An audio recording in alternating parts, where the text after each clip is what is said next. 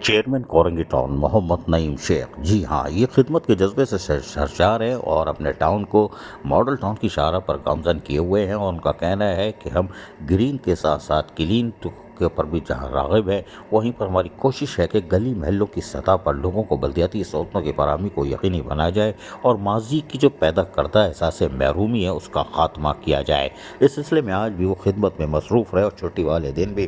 Chairman Korangi town محمد نعیم شیخ نے Yossi 2 قاری اسرار کے ہمراہ یونین کونسل 2 کے مختلف وارڈز کا دورہ کیا۔ اس موقع پر پیپلز یوتھ پی ایس 95 کے صدر Waqar Lodhi, focal person union council 2 Irfan Ghani, Haji Javed Khan, افسر تنولی، راجہ بابر، چودھری پرویز دیگر شامل تھے۔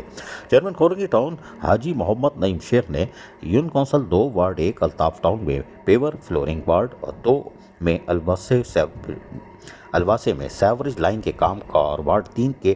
ٹی اے میں 60 فٹ روڈ پر پیچ ورک کے کام کا جائزہ لیا۔ چیئرمین کورنگی ٹاؤن محمد نعیم شیخ نے کہا کہ ٹاؤن انتظامیہ کورنگی ٹاؤن میں رہائش پذیر عوام کو بلدیاتی سہولیات کی فراہمی بلا رنگ و نسل اور کسی تفریق کو یقینی بنا رہی ہے۔ جو ہمارے پاس وسائل ہے، لیکن وسائل تو زیادہ ہیں کیونکہ ماضی کی احساس محرومیاں ہیں، لیکن اس کے باوجود جو وسائل ہیں تمام یونین کمیٹیوں میں برابر کی سطح پر ترقیاتی کام کروانے میں مصروف ہیں۔